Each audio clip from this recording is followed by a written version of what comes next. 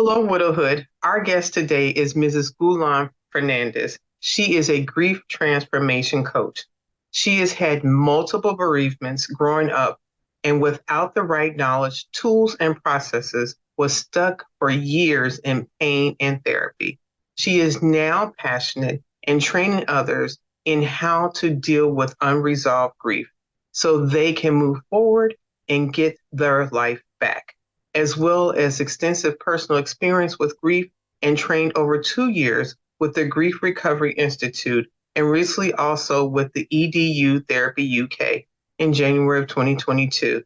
She started her handling grief practice and has been working with individuals who are stuck in pain of their grief and to teach them the knowledge, tools, and processes that they can use to identify the process, all past, present, and future grief. She loves seeing lives transform. Let's get into this conversation now. Many people talk about the ups and downs of married life, but no one really prepares you for life after your spouse passes away. Welcome to Widowhood Real Talk with Tina, a safe place for widows, widowers, and their friends and family to talk about love and loss. Find comfort as you listen to honest conversations between Tina and invited guests who've experienced the loss of their forever partner. Share their stories of love, grief, and healing. You are not alone in this journey. Join today's episode and discover a wealth of resources and learn how to connect with others who are traveling the same path. This is Widowhood Real Talk with Tina.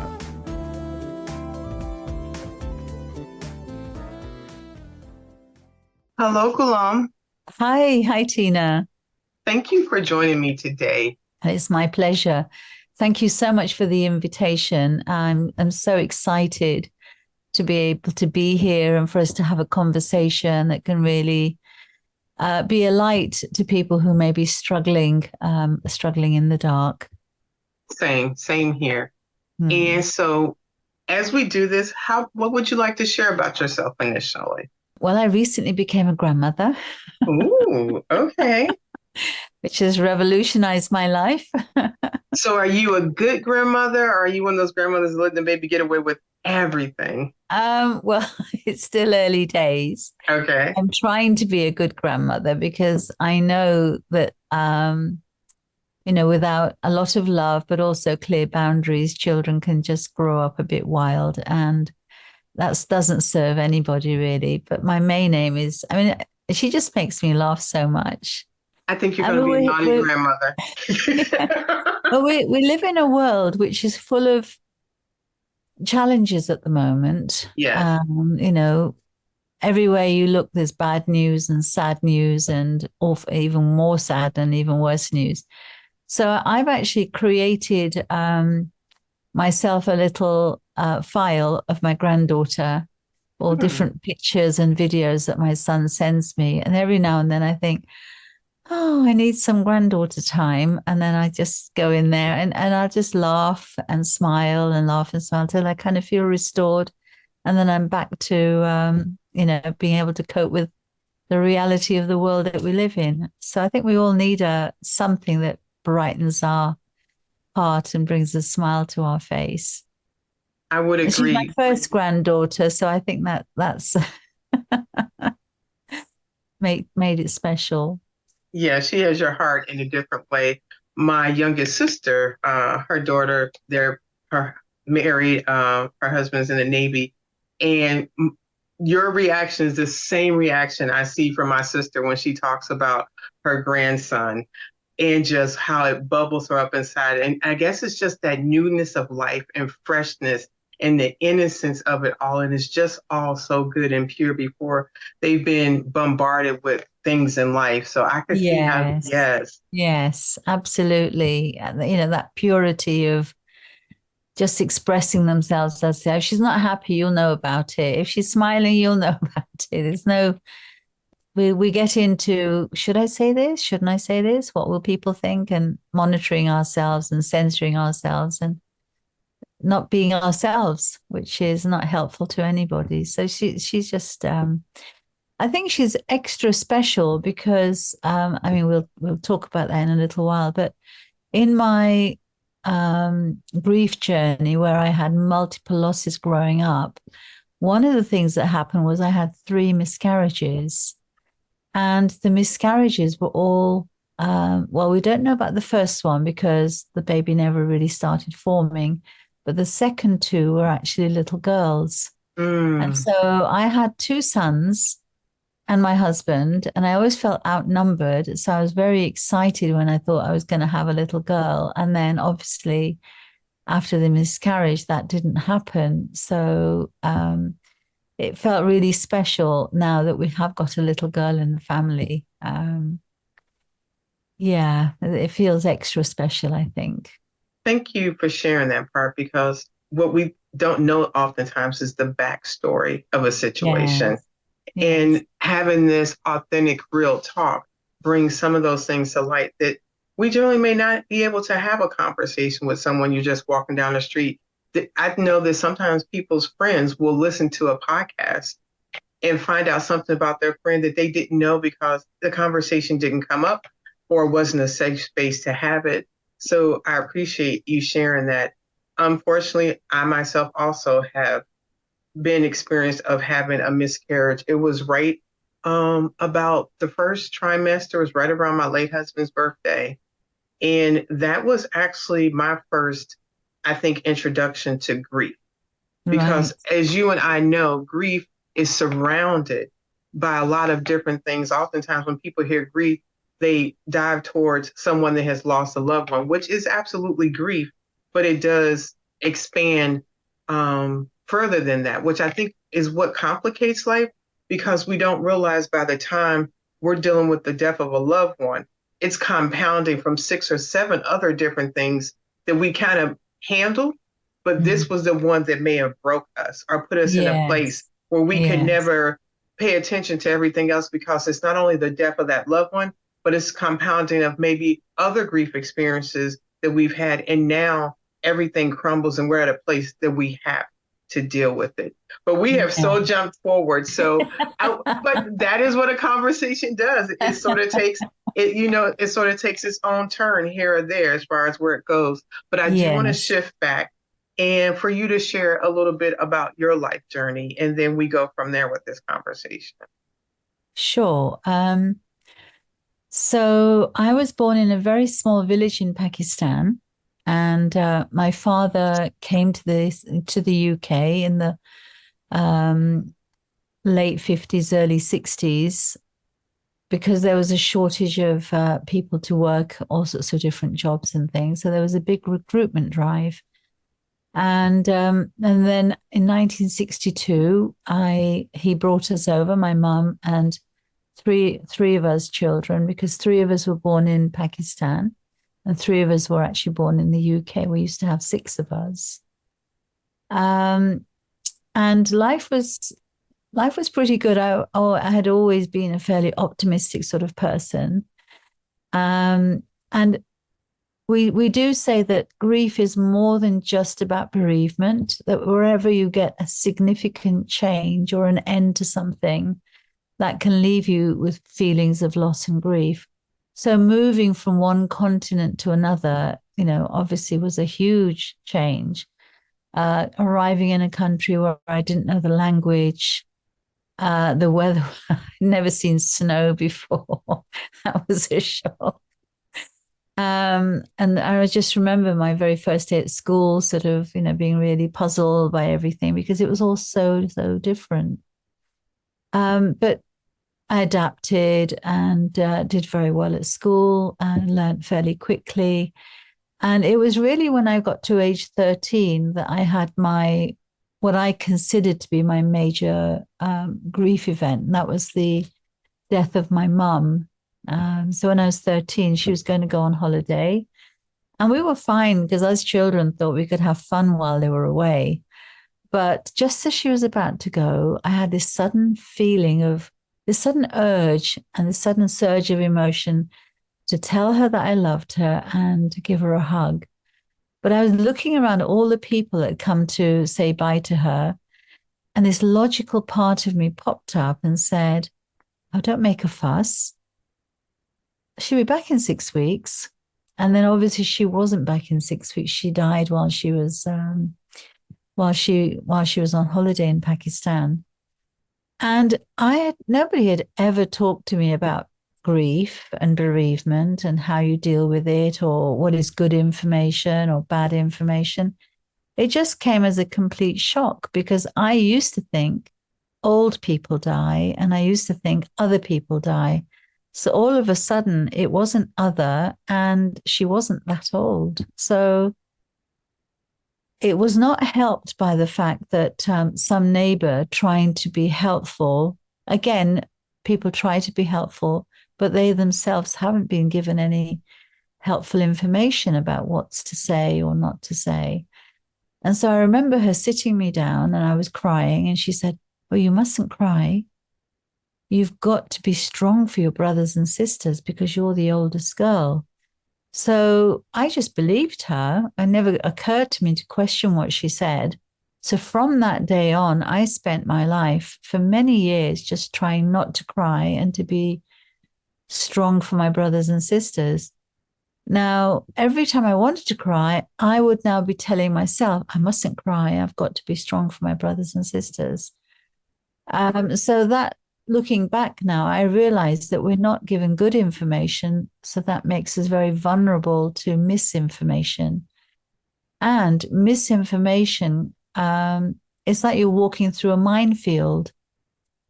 You step on a mine and it can blow up and add more pain to an already painful situation. And if you think that's the way to handle grief, you could get stuck for years, which is really what happened to me. And so now I'm on a mission to make sure that other people can learn from my experiences. And in 2020, for a long time, it had been on my heart. But with the pandemic, obviously, there was a lot more grief around. And I thought, if not now, when? And I actually decided to do some training so that I could be better equipped to help people. I had already been helping people. I was working for a large church as a pastoral care worker and coming alongside people going through tough times. But I thought I want to be more effective in that. So for some time, I had the training, and I was sort of thinking I'll see somebody here and there. And when I retire, I'll help more people.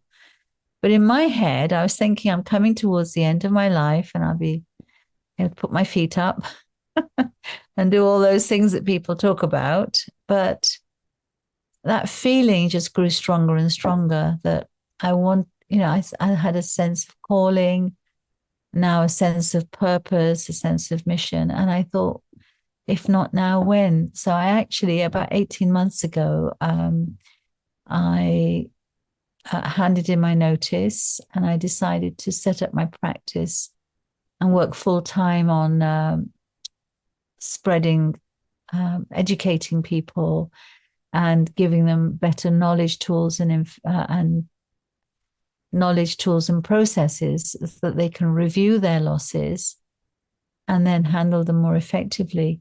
And many people forget that grief is not only negative, it's cumulative. And it doesn't just go away. People often wrongly say, oh, time's the healer. Give it time, you'll feel better. But actually, that's like saying, if I have a flat tire, how long would I have to wait for it to reflate itself? The first time I heard that illustration, I couldn't stop laughing, because I thought, actually, you could wait a very, very long time. So it's actually the actions that you take over time that make the difference. So thank you. I actually have a couple of questions, if I could. Yeah, please. Yeah. I want to circle back.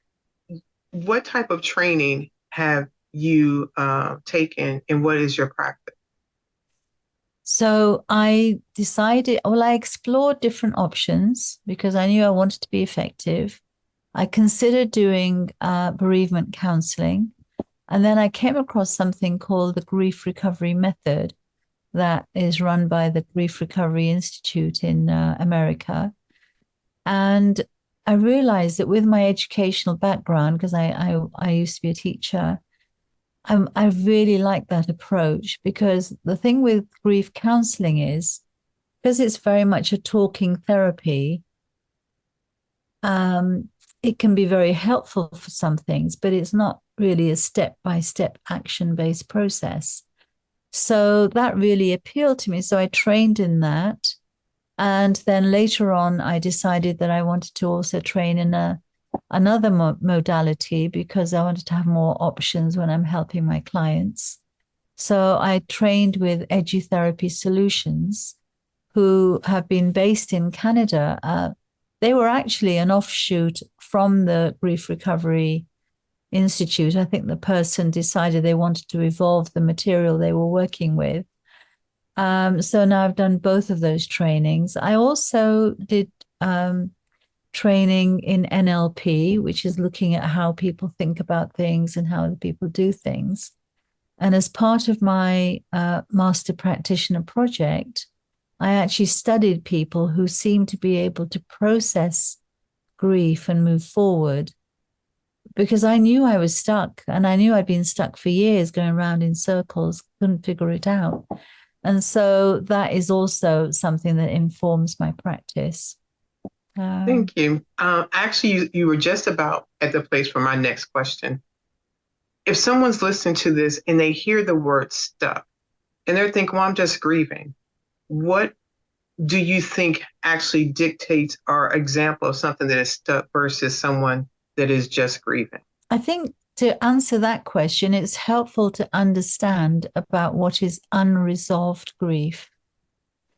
So, with the typical grief, if there haven't been complicated circumstances and situations, there'll be sadness and so on, but there won't necessarily be overwhelming feelings of guilt or feelings of regret, or, as in my mum's case, feelings of wishing that I had said something that I didn't. So the Institute defines unresolved grief as having three main causes. So the first one is where you wish things had been different or better, or you'd had more of something. So, of my different losses, I can use some of those to illustrate. So, my youngest sister had a delayed grief reaction. So, first, I lost my mum. And then, when I was at age 13, when I was around 30, I lost my brother to a very sudden heart attack. And then about a year later, my younger sister had a delayed grief reaction. She had a mental breakdown and she sadly took her own life. Mm. And about a year later, my father, devastated by these losses, he became sick and died. And then I went on to have 3 miscarriages. And that's just really looking at just the bereavement side of things. But obviously, there were lots of romantic heartbreaks and big moves across nations and all sorts of other things as well.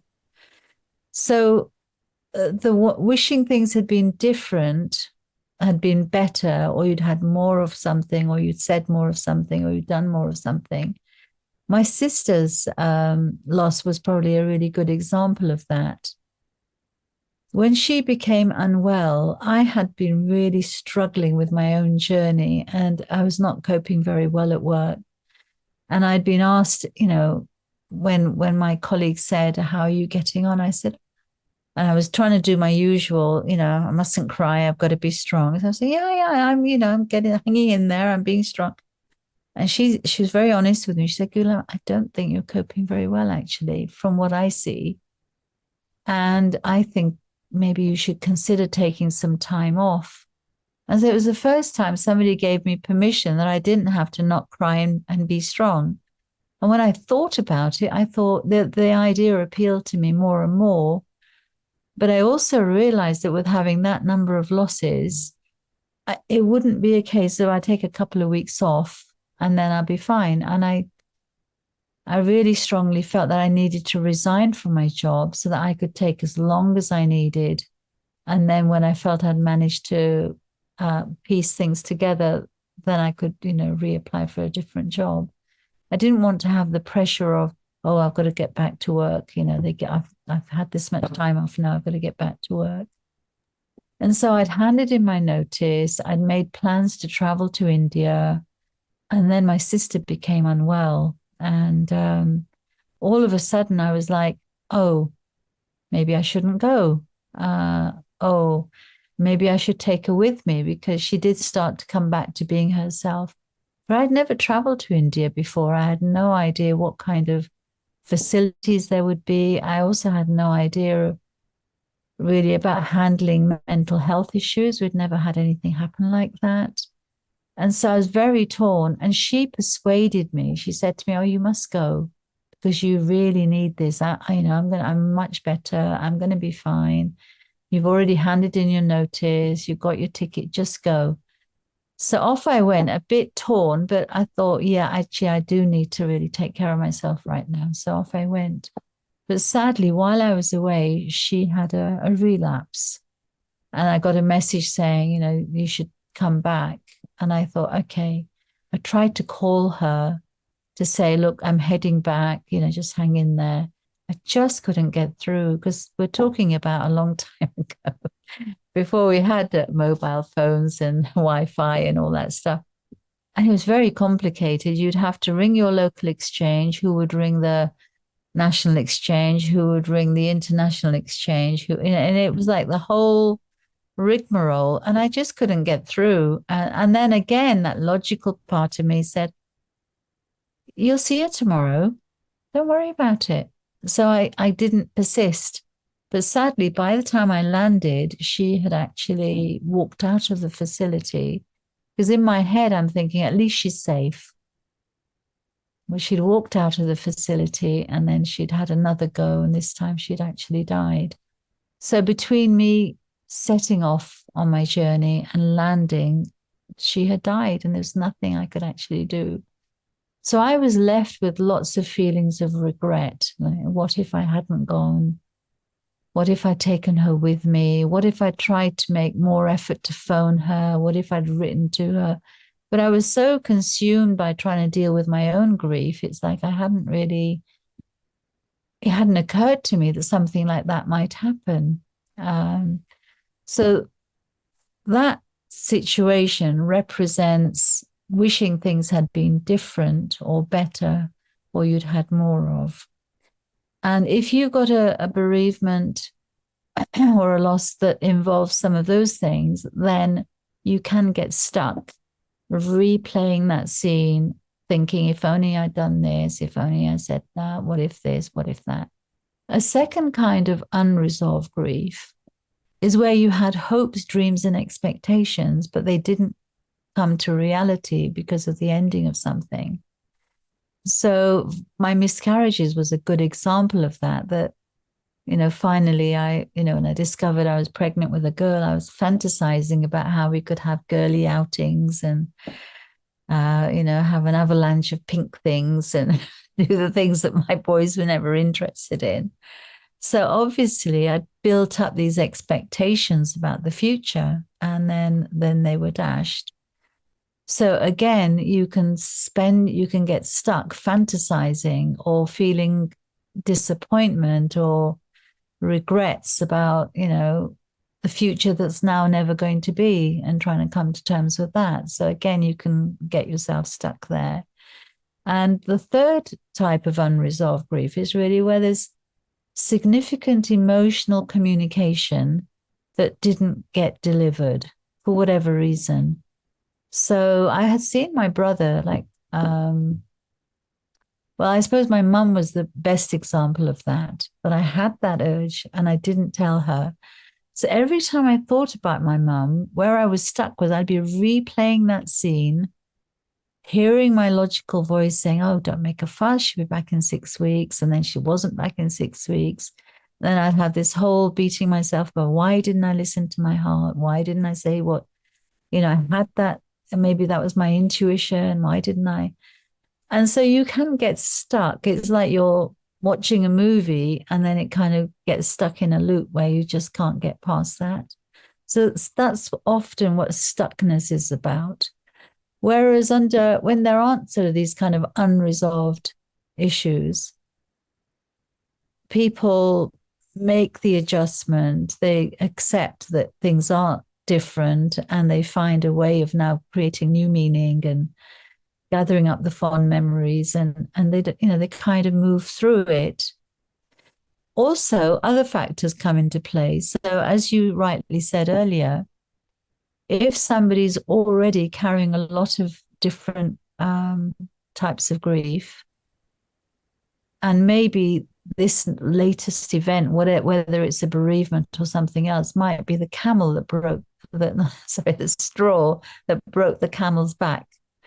And so again, that's another factor. And then yet another factor really is the capacity of the person. If you've never learned about self-care or developing gratitude or having good basic routines about, you know, your nutrition and your sleep and exercise and all those sorts of things, your capacity to cope is restricted. So even though other people might think, oh, that's not a very big grief event, for you, it might be more than you can bear. And then again, you kind of get overwhelmed and stuck. I mean, something I would say is that it's really unhelpful to compare grief, because each person's journey is so unique. And that's because of all those different factors. You know, your relationship with the person is unique. Your ability to cope with grief is unique. And the load that you're carrying from the past is unique. So we always say, you know, please don't compare. Just become aware of what is it that helps you, what is it that hinders you, what is it that you need to do to process things and move forward. And one of the things in terms of misinformation that I found isn't really very helpful is the whole idea that there are 5 stages to grief. So it's a very common model that people are very familiar with. But what we've realized is that Elizabeth Kubler-Ross was actually originally studying people who were dying, not people who were grieving. And so sometimes I've had clients who come and they try to fit themselves into a stage, and they go, which stage do you think I'm at? You know, I don't really feel X. So is that going to be something that happens later on? And so rather than being with their grief in their grief journey and recognizing it's unique to them, they spend their time trying to compare themselves to the model and wondering if they're doing it right. So, yeah, I mean, all models have some helpful aspects, and all models have limitations. So I think the important thing to focus on is each person's grief is unique. So don't think that they should be doing it like you do or behaving. So sometimes clients come to me and they say, I don't know what's wrong with me. I just spent all my time crying my eyes out. And then I'll get other clients to say, I don't know what's wrong with me. I'm just not crying. So I say to them, look, whether you cry or don't cry, it's absolutely fine. It's okay to cry and it's okay not to cry. There's no should about it, you know. So just be authentic and emotionally honest about how you're feeling, rather than thinking, well, I ought to feel this, or I ought to feel that, or I shouldn't feel this, or I shouldn't feel that. Thank you. For the person that after hearing this identifies that they are stuck and they reach out to you, what are some ways in which you help people become unstuck in their grief journey? Well, in terms of the program I deliver, it's made up of knowledge. And the first information we look at really is, what is grief? How does it impact you physically, mentally, and emotionally, spiritually? And then we help them to understand about the idea of unresolved grief, and that the purpose of the course is to help them to review, like do a life review and look at all the different life events that have impacted their heart, so that they can get an idea of which things are actually still taking up a lot of their emotional energy because of unresolved things. And then we give them, we teach them a tool, tools where they can do the life review, but they can also do a relationship review where they chart the highlights and the lowlights and the sweet and sour experiences. So again, they can get an idea of what are the things that they need to deal with in order to be able to feel that that relationship doesn't have undelivered communication. Then we teach them some other processes where they can actually, having identified what they need to do, they can actually then process those things and do it. And once they've learned the knowledge, the tools, and the processes, the thing that I really like about this approach is that you've then got the tools for life, because grief is not a one-off event. We've got past, we've got things that are happening right now, and then things that are going to happen in the future. But by having that knowledge, tools, and processes, you're better equipped to actually move forward through your grief journey rather than to get stuck. You actually dived into one of the questions that I wanted to make sure that we covered, because this year for 2024, I'm trying to intentionally make sure that I cover questions that have been asked from our listeners. Sure. And one of the questions that I wanted to be able to talk about the stages of grief. You spoke about that a little bit. Is there more you would like to say about that particular topic? I think that on the face of it, it can make a lot of common sense. Because obviously, I remember when I first heard that my brother had died, I'd only seen him 2 weeks earlier. I was just in shock. I just could not take it in, because I'm thinking there must be a mistake. You know, I saw him 2 weeks ago. He seemed fine. And then I thought, oh, maybe he's had an accident. And then I heard that, no, he hadn't had an accident. So I was completely confused. And so in terms of how people react, again, depending on their capacity, depending on the circumstance, all those sorts of things, that initial shock after a little bit of time, you know, might start to wear off, but then you start reviewing the relationship. And that's when you might then start feeling the feelings of regret or guilt and so on and so forth. The thing about the 5 stages of grief is that it implies that you go through them one after the other. You know, that you first have this stage, and then you go through this, and then you go through that, and then you go through the other. And that is actually just not the case. Some of those emotions might arise, but they'll arise in different ways and at different times, and they might ebb and flow. So I think the grief journey is not really cut and dried and as straightforward as that. And there are many different models around which try to give you some insights. And again, often you can find something helpful, but then just keep going back to the fact each person's grief journey is unique because they are unique. And so I think there are a lot of sayings, all sorts of sayings that get passed from generation to generation. And on the face of it might sound true. And some of the common ones are, you know, give it time. You mustn't cry. You've got to be strong. And, you know, at least you can have more children. At least you can get another dog. At least you can get married again. As if replacing the loss somehow sorts it out. You know, your heart's broken by that loss. So sometimes people trying to be kind and helpful, but not having good information will come out with all sorts of things. And anytime somebody starts off with saying, at least, you know, it's not going to end well. You are actually jumping right into my next question, which is navigating bad advice. So as you're talking about that bad advice, can you share some ways in which people can respond or manage or handle when those things happen? Because I think everyone that has dealt with grief can have a list of things that they can't believe people said to them. Yeah, yeah, yeah, absolutely.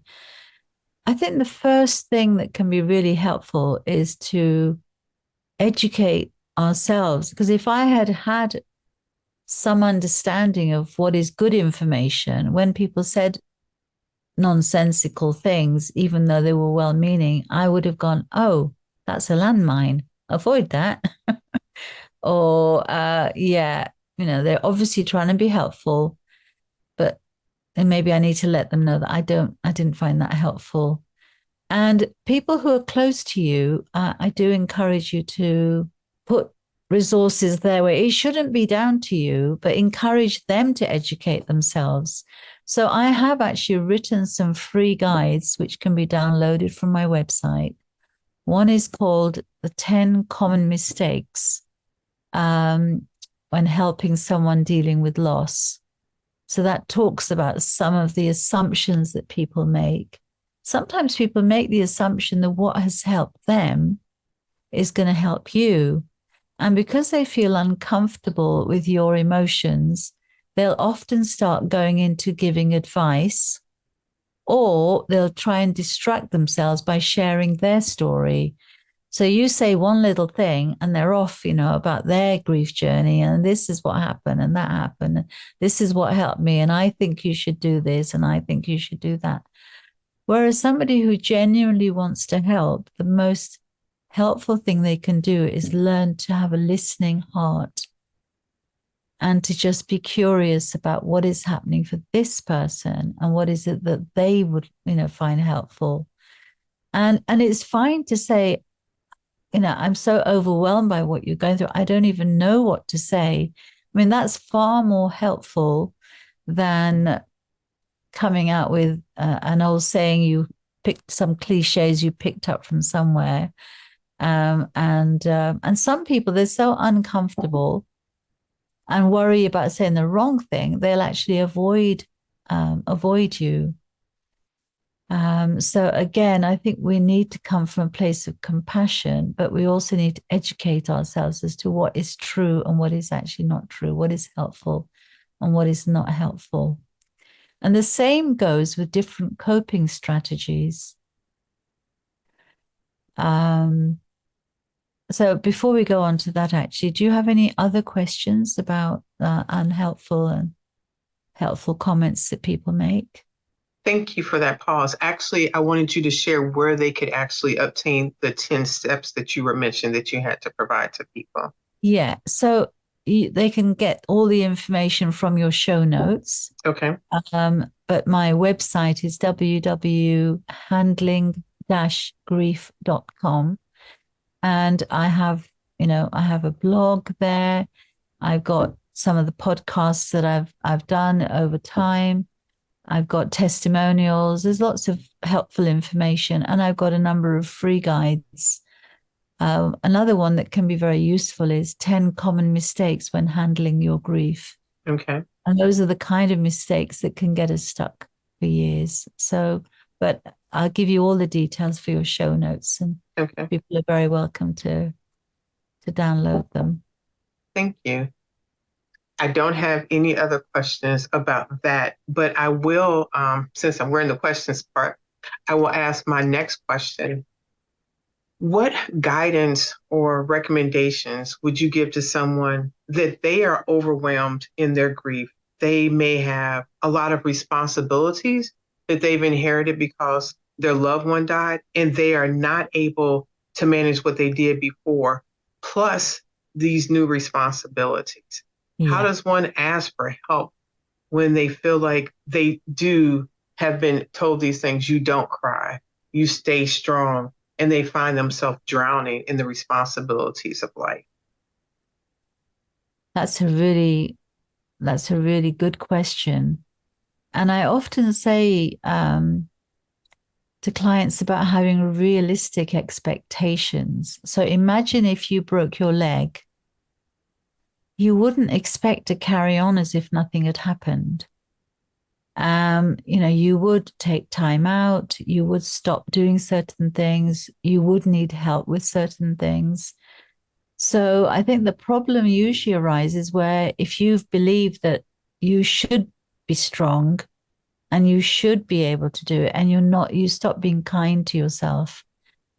So if you actually recognize I've been through, it's a bit like an emotional accident. You know, if you had a car accident, again, you would take time to heal. And when depending on how serious the accident was, you would seek medical advice and all that sort of stuff, specialist advice. So only you really know how you feel. But I always advise, clients, don't make any big decisions right now. Make everything, sort of delete whatever you can, things that maybe you want to do, but it's not absolutely essential because you're kind of paring everything back so that you can really focus on healing. Some things you can delegate and just recognize. I mean, if you wouldn't feel guilty if you had a broken leg about asking people for help. So you have to recognize that what you've been through is like an emotional car crash, and it's fine to ask for help. And I think for people who are offering help, I mean, there's a whole, conversation we need to have around that. But in terms of, because there's suddenly so much uncertainty and so much a feeling, your world's been shattered, all the things that seem so solid are now not there. Your first priority is to create a sense of safety for yourself and whatever that looks like. And that might mean avoiding spending time with some people who always drain you or who never listen to you, but spend their time telling you to pull your socks up, or aren't you over it by now? Or how long have you, how long? People would say to me, they'd be very sympathetic and they'd say, well, how long ago did your mum die? And then I'd say, oh, a year, 2 years, 3 years, 10 years. So we're talking from being 13 to being 30, where I'm struggling with this. And they'll go, what?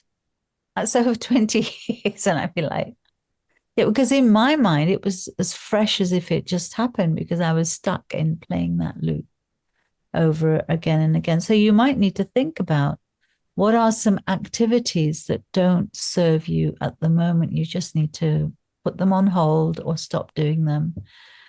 Which are the people who add to your stress and aren't actually very helpful? You might need to limit how much time you spend in their presence. Which are the people who really want to help you and they're willing to listen, they're willing to be coached, they're willing to ask you what you need rather than assuming that they know best and telling you what you should do.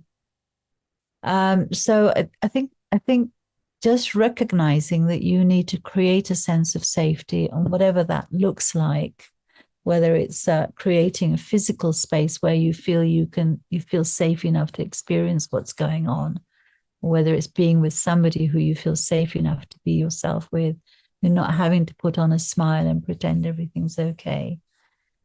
I think those are some of the things I work through with my clients and teach them how to manage their emotions, manage their emotional state.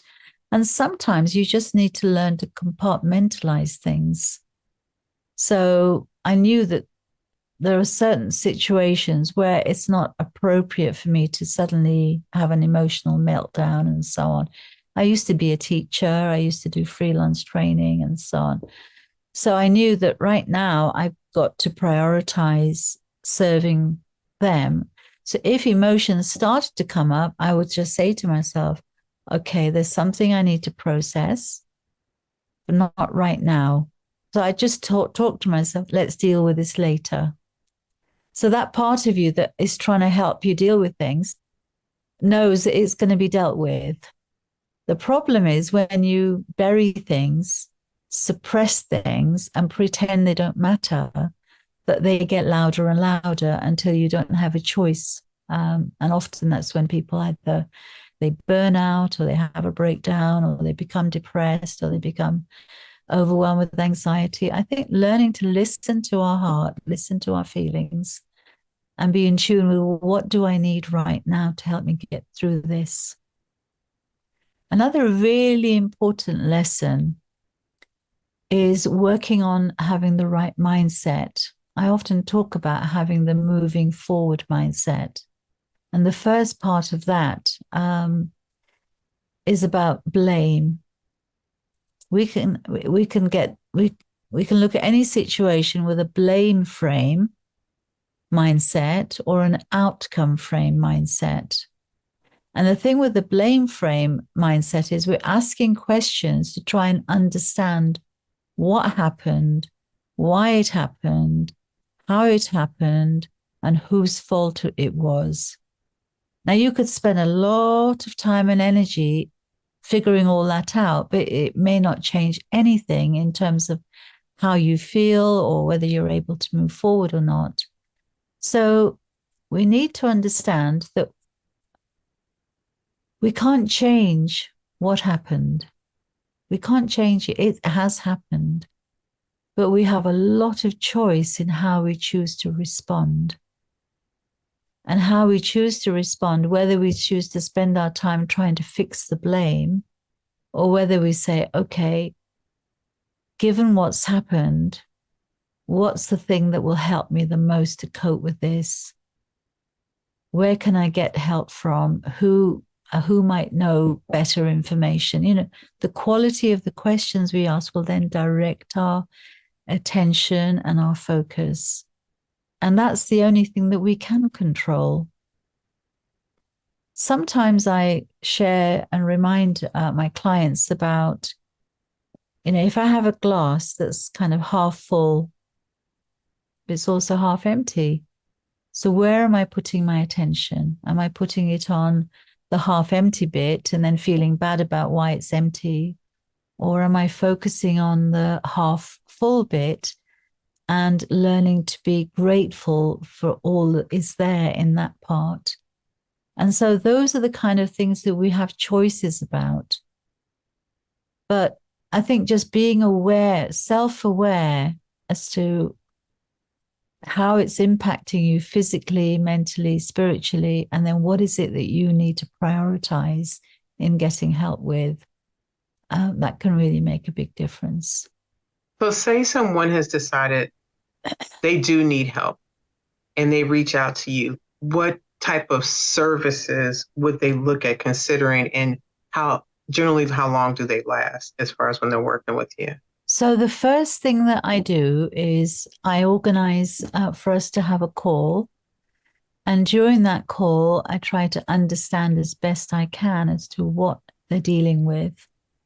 And so I remember somebody coming to me, being referred to me, because, you know, she tried several, I think 3 or 4 years of traditional counseling and therapy, but she just couldn't get over the overwhelming guilt and regrets that she had, because she'd sadly lost 2 children to very serious forms of cancer, but very rare forms of cancer. And so she had been really, overwhelmed by the guilt of knowing there was a genetic element. Why did we choose to have children? You know, I put them through all that pain and feeling bad about it. So the first step really is to have an honest conversation to find out what the situation. Somebody might be struggling, but actually they don't have any unresolved grief. They're just adjusting to the new normal, and they just need some self-care tips and so on. And so sometimes I'll just say, you know, go away and read this article, or there's a support group you could join, or depending on their financial situation, here's a charity that you can approach. But there are some people who I recognize that they are stuck because of what the unresolved issues we've talked about, and that they don't have the knowledge, the tools, and the processes on how to actually identify and then process the unresolved grief. So then I will talk to them about the program that I offer, We'll go into the details of how long and how much, what is included and what isn't included, and the support that they will get, because it can feel very scary to open up a box where maybe you've tried to push all your emotions in. And I remember one client, I said to her, "So how did you find it?" She said, "Well, if you want me to be honest, when you first talked to me on it," because I knew she was suffering. So I said, "Well, why don't we consider this?" She said, I must admit, I was very skeptical because I was thinking, I've been for counseling, it didn't help. I was on antidepressants, it didn't help. And I tried CBT and that didn't help. So I was thinking, how is this going to help?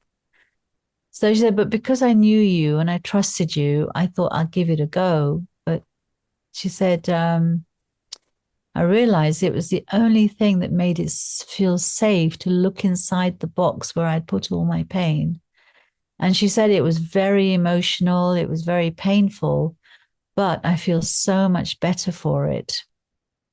And so I often, and sometimes people will come and I can see that they've got unresolved issues, that they will really benefit from getting the right knowledge, tools, and processes. But they're saying, oh, I don't know if I'm ready to face it. It's just too overwhelming. I just feel scared. And I'm thinking, because obviously they don't know what they don't know. And I'm thinking, yes, but that's why you need these knowledge, tools, and processes, because otherwise it is overwhelming. That's why you need the support and a guide, somebody who can guide you through this maze.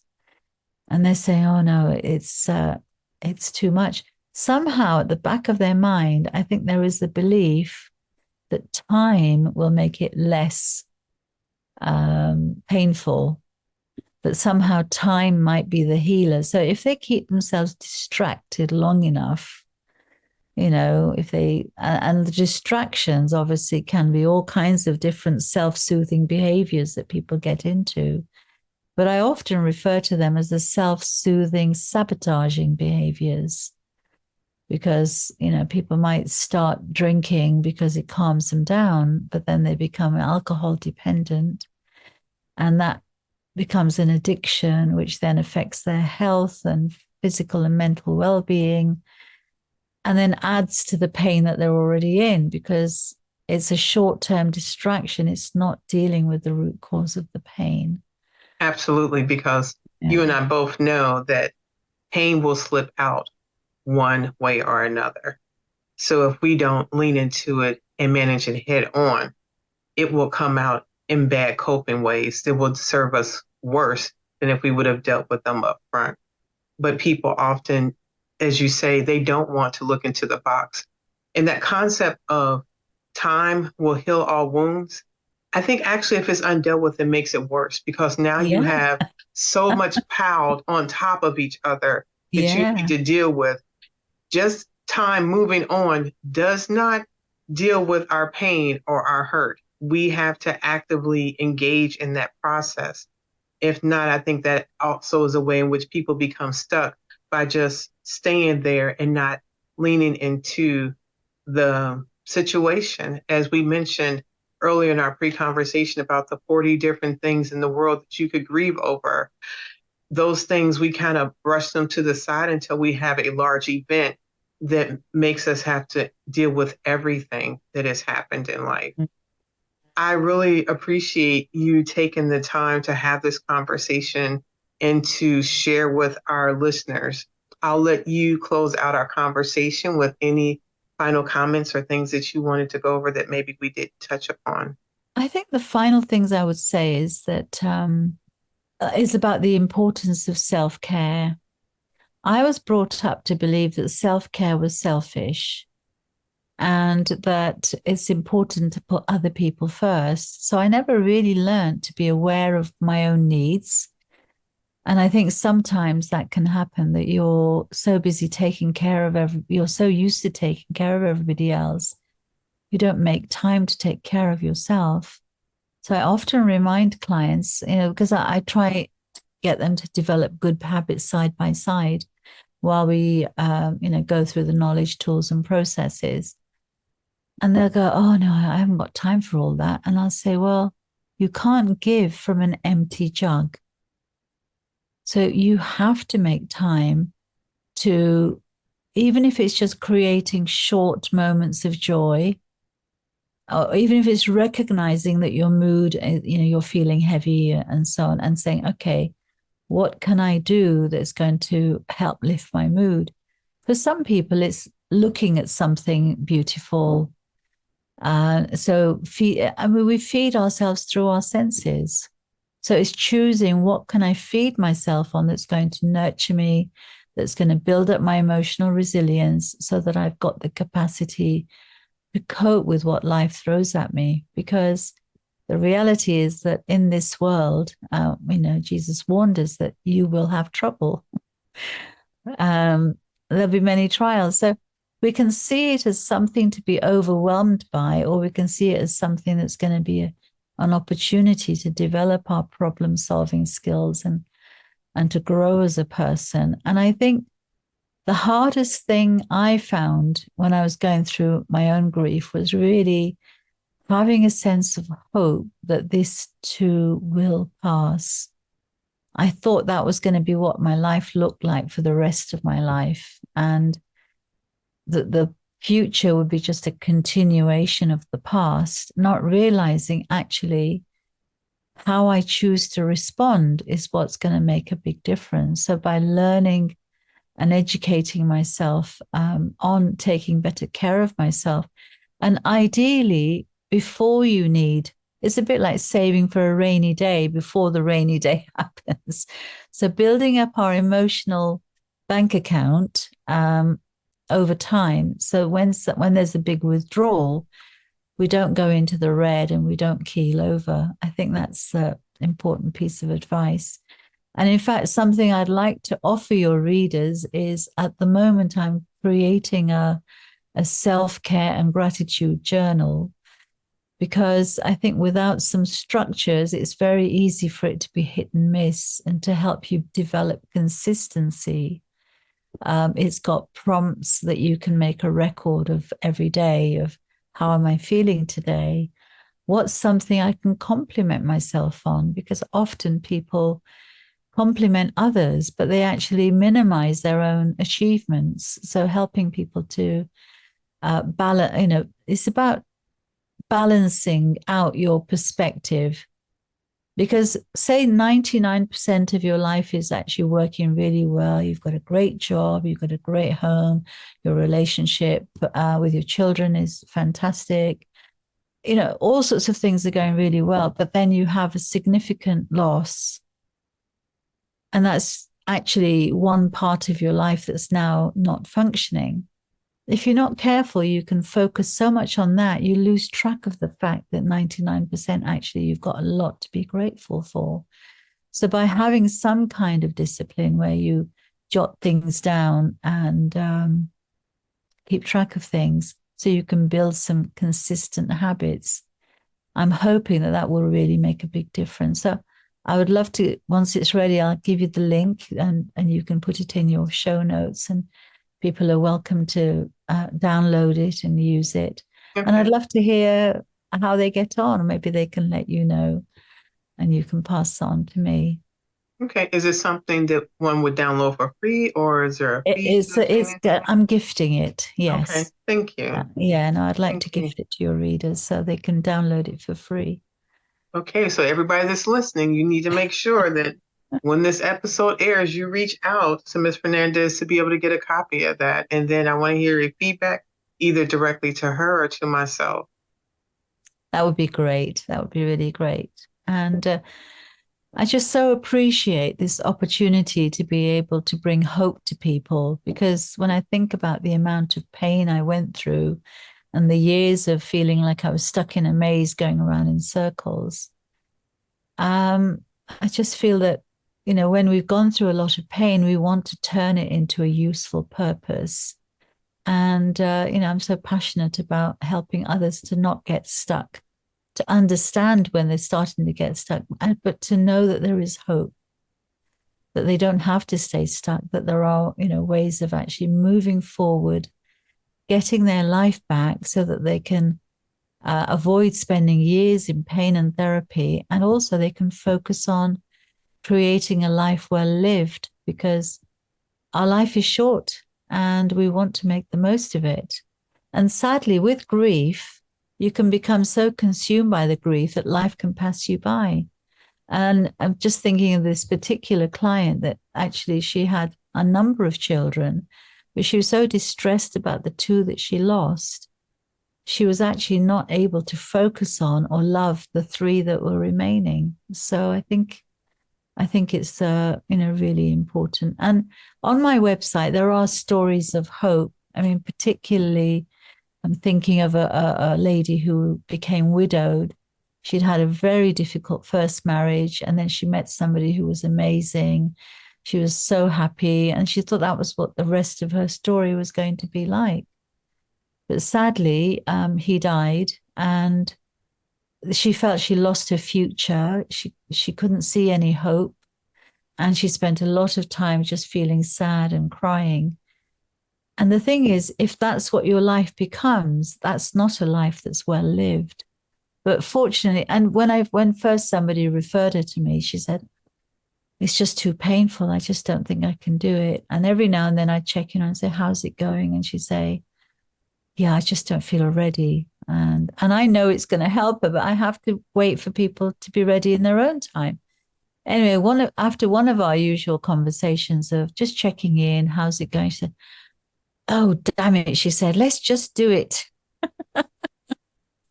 And she's she's done a little video about her testimony of how actually she managed to heal the past so she could be in the present and she could create a future and move forward. And another time when I rang just for my usual check-in, she said, it's a bit embarrassing, actually. And I said, what's embarrassing? She said, I've met somebody new. And I said, that's triumph. That's not embarrassment. That's a testament to how much work you've done and how much you've processed so that you're getting your life back. And I said, well, if ever you think about getting married, make sure you invite me. And she started giggling. I said, why are you giggling? She said, actually, we have been talking possibly about marriage. I was so thrilled for her, so thrilled that because sometimes people think that the more that they suffer and the more that they stay stuck, that somehow that's a testament to their love and their loyalty, and they shouldn't be moving forward. But that blesses nobody. That blesses nobody. You being in pain and stuckness, unable to connect with your sense of passion for life or your purpose, it serves nobody. So and again, there are blogs explaining what to look out for to get a sense of whether you're stuck and whether, maybe you've tried self-care, or maybe you've tried the friends, but it's prolonged and it's going on and it's stopping you from functioning in your daily life, and you're spending most of your life feeling sad or guilty or angry, or that's a time to reach out and check whether you need professional help. There's no obligation for booking a discovery call with me. I don't charge for that because I believe not everybody's going to be a good fit for what I do. And if they're not, I'd rather signpost them elsewhere because I know the people I can help. It's life transforming. And then I know other people actually need something else. So that makes sense to me. Thank you. Thank you for those last comments, and thank you for sharing with our community. Thank you so much. It's my pleasure. Thank you for inviting me. Widowhood, thank you for joining me with this conversation with Mrs. Ghulam Fernandes. I believe that oftentimes people are stuck in grief and don't know how to get out of it. My goal in having this conversation was to encourage you to not be stuck, to know that your love is expressed in your life and in living, that it is not necessary to be stuck in that place of sadness and grief and bereavement and feeling like you're going through loops that you cannot get out of. I want you to have a life that you enjoy. And my purpose of this conversation is hopefully one tool in your tool bag of moving forward to creating the life that you do enjoy. I'll talk to you later. Bye. Thank you for spending another episode with Widowhood Real Talk. If you found the contents of today helpful, share the episode to anyone you know who may need it. Subscribe to the show and tune into Widowhood Real Talk each week. Then visit widowhood-realtalkwithtina.org to join the community and access additional resources. Remember, you are not alone in this journey.